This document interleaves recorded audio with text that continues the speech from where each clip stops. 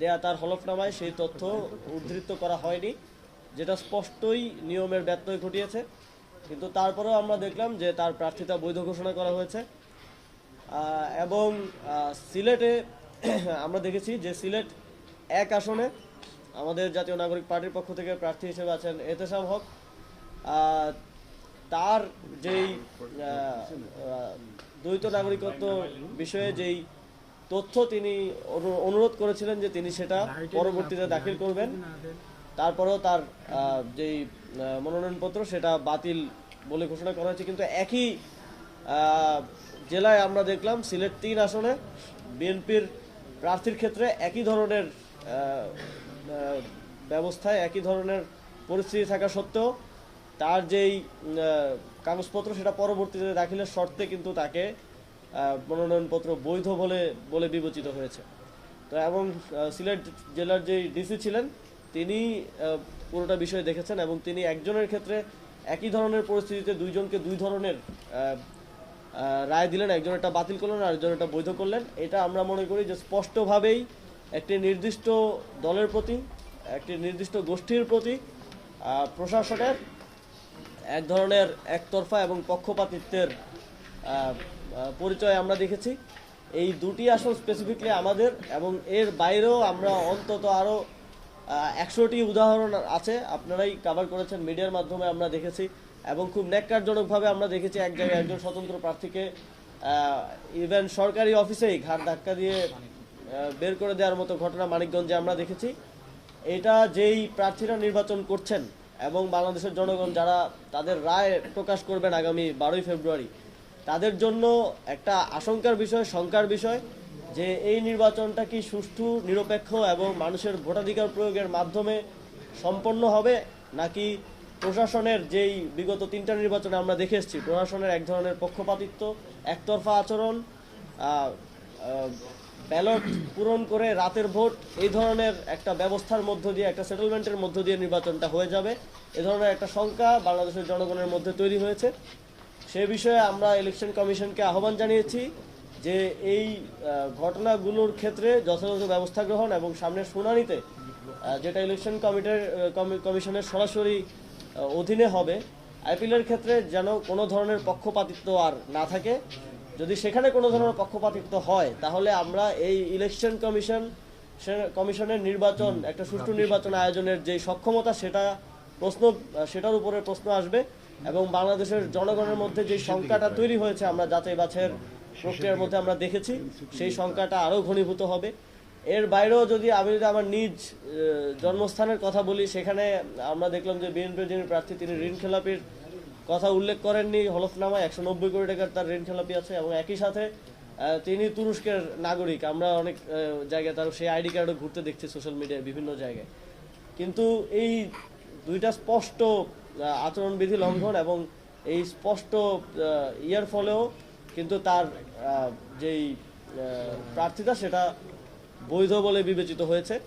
তো এই বিষয়গুলোতে সামনে যেহেতু আপিল হবে, আমরা স্পষ্টভাবে বলে দিতে চাই আপিলে কোনো ধরনের পক্ষপাতিত্ব, প্রেফারেন্স এবং কোনো ধরনের বড় দলের প্রতি কোনো ধরনের দুর্বলতা আমরা ইলেকশন কমিশনের দেখতে চাই না।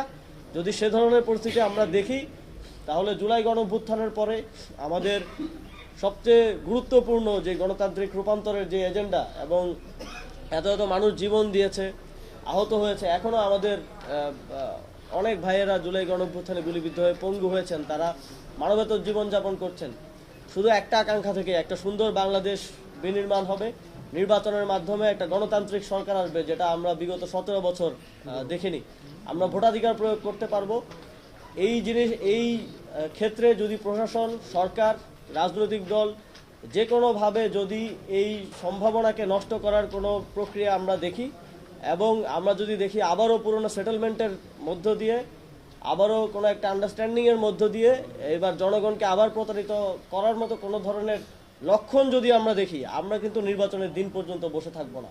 আমরা প্রয়োজনে আবার রাজপথে নামবো, প্রয়োজনে আমরা আমাদের যেই সুষ্ঠু নির্বাচন, নিরপেক্ষ নির্বাচন এবং জনগণের রায় দেওয়ার যেই অধিকার সেটা ছিনিয়ে নিব। আমরা আমাদের আরও কিছু কনসার্ন নির্বাচন কমিশনকে জানিয়েছি। যেমন জাতীয় পার্টির নির্বাচনে অংশগ্রহণ করার বিষয়ে আমাদের দলের পক্ষ থেকে এক ধরনের কনসার্ন ছিল যে আমরা চাই না যে ফ্যাসিবাদের যারা দোষর আছেন এবং বিগত ফ্যাসিবাদকে যারা বিভিন্ন উপায়ে বৈধতা দিয়েছেন তারা যেন কোনোভাবেই এই নির্বাচনে অংশগ্রহণ না করতে পারেন। এবং এর বাইরেও আমরা শঙ্কার সাথে লক্ষ্য করেছি কিছু জায়গায় জুলাই গণঅভ্যুত্থানে হত্যা মামলার আসামি এবং এমনও আছেন যারা পাঁচটি মামলার হত্যা মামলার আসামি তাদেরও মনোনয়নপত্র বৈধ বলে গৃহীত হয়েছে এবং স্থানীয়ভাবে তারা ফ্যাসিবাদী আওয়ামী লীগের যারা দোষর আছেন তাদের অর্থ, তাদের মাফিয়া এবং মাস্তানদেরকে নিয়ে এক ধরনের নির্বাচনী মহড়ার দিকে যাচ্ছেন, নির্বাচনী প্রক্রিয়ার দিকে যাচ্ছেন। সেটির ক্ষেত্রেও সরকার, নির্বাচন কমিশন এবং প্রশাসনকে আরও শক্ত অবস্থান নিতে হবে। আমরা আমাদের এই কনসার্নগুলো ইলেকশন কমিশনকে জানিয়েছি। খুবই দুঃখের সাথে আমরা একটা জিনিস প্রত্যক্ষ করেছি যে বিগত কিছুদিনে সাম্প্রতিক একটি দলের চেয়ারপারসন দেশে এসেছেন। আমরা অবশ্যই তাকে আমাদের পার্টির পক্ষ থেকেও সকলের পক্ষ থেকে ব্যক্তিগতভাবেও স্বাগত জানিয়েছি। তবে তারপরে আমরা যেটা দেখলাম সেটা বাংলাদেশের গণতন্ত্রের জন্য একটা অশনি সংকেত। আমরা দেখলাম যে বিভিন্ন সরকারি কর্মকর্তারা, বিভিন্ন গোয়েন্দা সংস্থার প্রধানগণ একটা পার্টি অফিসের দিকে তাদের কেবলা ঠিক করে ফেলেছেন। তারা সেখানে নিয়মিত যাচ্ছেন এবং আমরা মনে করছি যে এটা বাংলাদেশের গণতন্ত্রের জন্য হুমকি স্বরূপ। আমরা বিগত সময়ে যেই ইল প্র্যাকটিসগুলো দেখে এসেছিলাম আওয়ামী ফ্যাসিবাদের সময়, সেগুলো আবারও দেখা যাচ্ছে, সেগুলো আবারও মাথা চেড়ে দিয়ে উঠছে। আমরা বাংলাদেশে সবসময়ই দেখেছি প্রশাসনের ঝোঁক থাকে ক্ষমতাসীনদের প্রতি, কিন্তু ক্ষমতাসীন হওয়ার আগেই, মানুষের জনরায় প্রকাশিত হওয়ার আগেই এ ধরনের ধৃষ্টতা আমরা কোনোভাবেই মেনে নেব না। এবং আমরা সরকারকে এবং নির্বাচন কমিশনকে আহ্বান জানাবো যে যারা সেখানে গিয়েছেন তারা স্পষ্টভাবেই তাদের সরকারি চাকরির যে বিধিমালা সেটা লঙ্ঘন করেছেন এবং একই সাথে বাংলাদেশের মানুষের আগামী নির্বাচনে জনরায় দেওয়ার এবং ভোটাধিকার প্রয়োগ করার যে একটা উৎসাহ ছিল, সেই উৎসাহেও ভাটা পড়েছে এই ধরনের কার্যক্রমের মধ্য দিয়ে। আমরা সরকারকে আহ্বান জানাবো যে যারা সেখানে গিয়েছেন তাদের বিরুদ্ধে দ্রুত শাস্তিমূলক ব্যবস্থা গ্রহণ করা এবং এটা জনগণের কাছে নিশ্চিত করা যে জনগণের ভোটাধিকার দেওয়ার জন্য এখনো সুযোগ বাকি আছে, এখনো আপনাদের মধ্যেই কোনো সেটেলমেন্ট হয়ে যায় নাই। এই কনফিডেন্সটা আপনাদেরকেই আনতে হবে। এখনো যখন রাস্তায় বের হই মানুষ জিজ্ঞেস করে যে ভাই নির্বাচন কি হবে কিনা।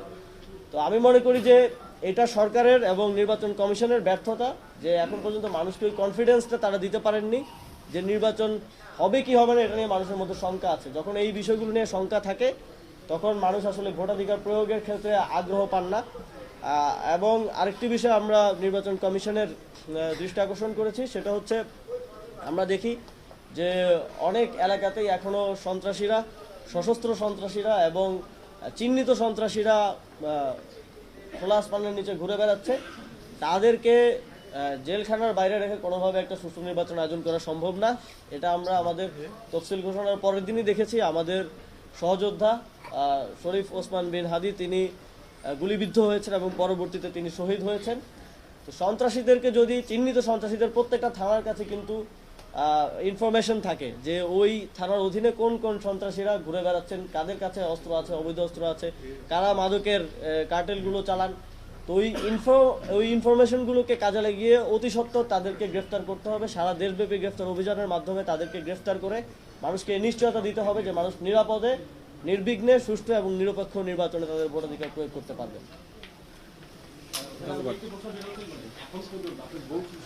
তারপর এই কমিশনের উপর আপনারা নির্ভর করতে পারছেন কিনা, সুষ্ঠু নির্বাচন হবে কিনা, এগুলো আজ কত নামবেন বলতেছেন। এবং একই সঙ্গে একটা শোনা যাচ্ছে যে জামাতের সঙ্গে আপনার যে নেগোসিয়েশন, যে 30টি আসন ছিল এখন 10টি শোনা যাচ্ছে, একটু বলতেন।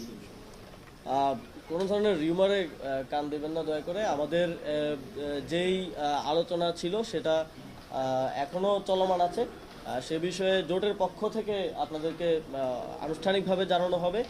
প্রথম কোশ্চেন এখন পর্যন্ত যা দেখছেন আপনি এই কমিশনের উপর নির্ভর করে সুষ্ঠু নির্বাচন হবে কিনা নির্ভর করতে পারছেন, এই বিষয়টা আপেক্ষিক। এই বিষয়ে আমরা নির্বাচনের পরের দিন বলতে পারবো যে এই কমিশন কতটুকু সুষ্ঠু এবং নিরপেক্ষ নির্বাচন আয়োজন করতে পারলো কি পারলো না। তবে এখন পর্যন্ত আমরা যেই লক্ষণগুলো দেখেছি যাচাই বাছাইয়ের ক্ষেত্রে বলেন কিংবা এখন পর্যন্ত আমরা দেখি যে আচরণবিধি অনেক জায়গায় লঙ্ঘিত হচ্ছে। আমরা ঢাকা বিশ্ববিদ্যালয় সহ বিভিন্ন জায়গায় দেখি যে পোস্টার ঝুলছে, যেটা স্পষ্টভাবেই এখন করার সুযোগ নেই। আমরা বিভিন্ন প্রার্থীদেরকে দেখি যে তারা বিভিন্ন অনুষ্ঠানের প্রধান অতিথি হচ্ছে, যেটা স্পষ্টভাবে নির্বাচনী আচরণবিধির লঙ্ঘন। তো এখন পর্যন্ত আমরা সম্পূর্ণ আস্থা রাখতে পারছি না, আমরা তাদেরকে ক্রিটিক্যালি দেখছি। তবে এটা তাদেরকে প্রমাণ করতে হবে যে কতটুকু সুষ্ঠু নির্বাচন তারা আয়োজন করতে পারবেন, এবং এই বিষয়গুলোতে যথাযথ ব্যবস্থা গ্রহণের মাধ্যমে, এক্সাম্পলারি ব্যবস্থা গ্রহণের মাধ্যমে কনফিডেন্সটা তাদের প্রতি তাদের নিজেদেরকেই ফিরিয়ে আনতে হবে। আপনি বলেছেন যে মানুষ বেসিক্যালি জিজ্ঞেস করছে ভোট হবে কি একটা সংখ্যা কাজ করছে, আপনারা দলীয়ভাবে আপনাদের মাঝে এই ধরনের কোনো সংখ্যা আছে কিনা? আমরা যখন দেখি যে একজন প্রার্থীকে সরকারি অফিসেই যেখানে শুনানি হওয়ার কথা সেখানে ঘাট ধাক্কা দেওয়া হচ্ছে, তখন তো স্পষ্টভাবেই এই শঙ্কা আমাদের মধ্যেও কাজ করে। এবং আমরা যখন দেখি যে বিভিন্ন এলাকায় সন্ত্রাসীরা খোঁড়া ঘুরে বেড়াচ্ছে, এবং আমরা দেখি যে বিভিন্ন জায়গায় প্রশাসন পক্ষপাতিত্ব করছে, তখন এই শঙ্কাগুলো আমাদের মধ্যে অবশ্যই আছে। এবং আমরা এক্ষেত্রে ধৈর্য সহকারে সরকার, নির্বাচন কমিশন সহ সকলকে আমাদের জায়গা থেকে তথ্য দিয়ে, এবং প্রয়োজনে তারা যদি চায় আমরা মাঠে আমাদের শক্তি দিয়েও তাদেরকে সহযোগিতা করতে চাই একটা সুষ্ঠু নির্বাচন আয়োজনের ক্ষেত্রে। তবে এক্ষেত্রে তাদের সদিচ্ছাটা সবচেয়ে বেশি গুরুত্বপূর্ণ। এখন পর্যন্ত আমরা যে লক্ষণ দেখছি তাতে অবশ্যই স্বাভাবিকভাবেই সকলের মধ্যে এই শঙ্কাটা রয়েছে। তবে এই শঙ্কা দূর করার দায়িত্ব সরকার এবং নির্বাচন কমিশনের। সুষ্ঠু নির্বাচনের সংখ্যা না নির্বাচন অনুষ্ঠিত হওয়ার সংখ্যা, সবকিছু নিয়েই শঙ্কা রয়েছে। তবে এটা আমাদের জন্য চ্যালেঞ্জ, গণতান্ত্রিক রূপান্তরটাকে সুষ্ঠুভাবে বাস্তবায়ন করা। এটা যেমন সরকার, নির্বাচন কমিশনের দায়িত্বই 80-90%, তবে রাজনৈতিক দল, তারপরে দেশের জনগণ সহ সকল স্টেক হোল্ডারদের দায়িত্ব এই দেশের ভবিষ্যৎ যেন একটা সুন্দর গণতান্ত্রিক রূপান্তরের মধ্য দিয়ে একটা সুন্দর ভবিষ্যতের দিকে আমরা যেতে পারি সেটা নিশ্চিত করা। সেই জায়গা থেকে সকলের সহযোগিতা আমি কামনা করব। তবে এই নেতৃত্বটা দিতে হবে সরকার এবং নির্বাচন কমিশনকে। সেক্ষেত্রে কোনো ধরনের পক্ষপাতিত্ব, ভয়, কিংবা আগে আমরা যেভাবে দেখেছি যে সেটেলমেন্টের মধ্য দিয়ে তাদের যাওয়া চলবে না। যদি তারা মনে করে যে কোথাও তাদের ভয় আছে, কিংবা কোথাও কোনো রাজনৈতিক দল বা কোনো গোষ্ঠী বা পক্ষ তাদেরকে বাধা দিচ্ছে, সেটাও জনগণের কাছে স্পষ্ট করা তাদের দায়িত্ব বলে আমরা মনে করি।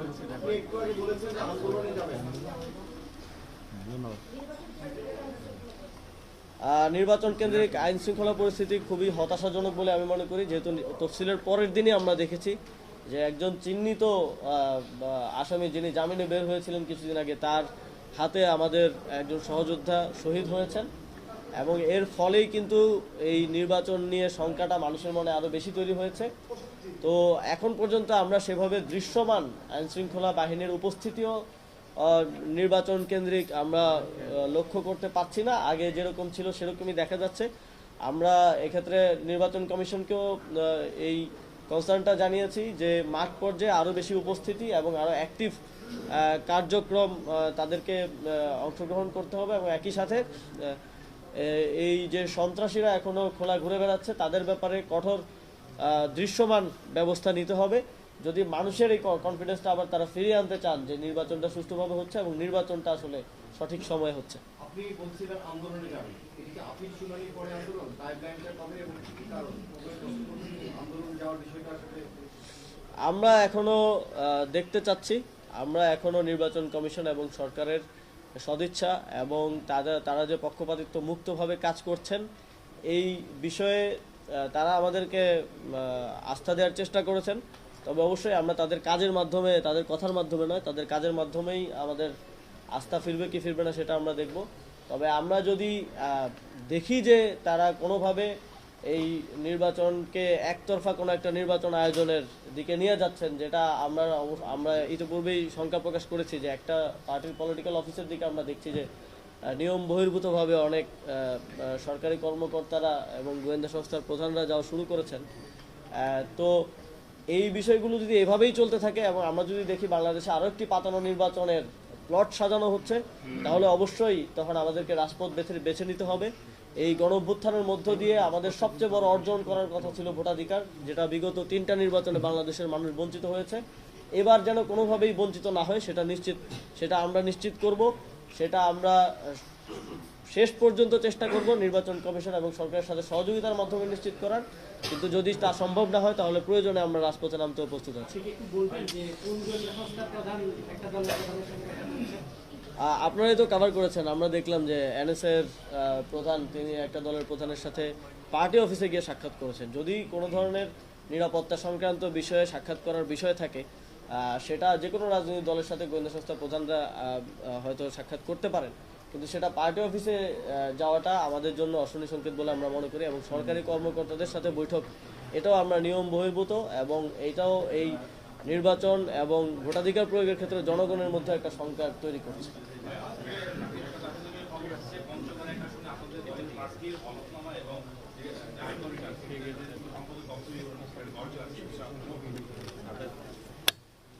আয়কর রিটার্নটা জমা দেওয়া হয়, আপনারা জানেন যে জুন মাসে, এটা অর্থ বছর হিসাব করা হয় জুলাই থেকে জুনে। তো আয়কর রিটার্ন আমিও জমা দিয়েছিলাম।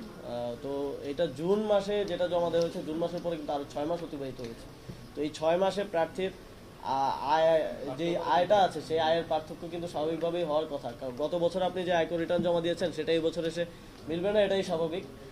তবে নিয়ম অনুযায়ী যেহেতু আয়কর রিটার্নের ওই সময়ের তথ্যগুলো দাখিল করতে হয়, ওই সময়ের তথ্যের সাথে কিছু সাদৃশ্য হওয়াটাই স্বাভাবিক।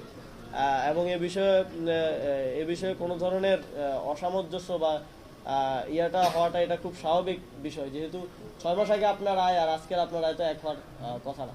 তো এইটা আমি মনে করি যে বিভিন্ন পত্রপত্রিকায়, বিভিন্ন মিডিয়ায় আমরা দেখেছি যে এর আগেও যে এনসিপির যারা প্রার্থী আছেন, এনসিপির যারা নেতা আছেন, তাদের বিষয়ে নিউজগুলো খুব ফুলিয়ে ফাঁপিয়ে এবং এটাকে ভিন্নভাবে উত্থাপনের একটা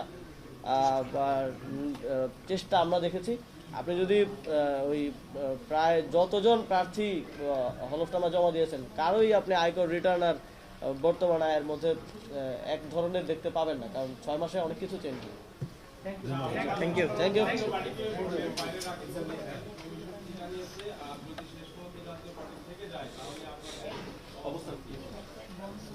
ফ্যাসিবাদের দোসর এবং তাদেরকে যারা সহযোগিতা করেছে বিগত সময়ে বাংলাদেশের মানুষের ভোটাধিকার হরণের ক্ষেত্রে, এই সেটেলমেন্টের যারা অংশ ছিল, আমরা কোনোভাবেই রাজনৈতিকভাবে তাদের পুনর্বাসন, রাজনৈতিকভাবে তাদের নির্বাচনে অংশগ্রহণ সেটা চাই না। এবং এই বিষয়ে আমরা আজকে নতুন না, আমরা আগে থেকে আমাদের দলীয় অবস্থান এবং এটা বলে আসছি।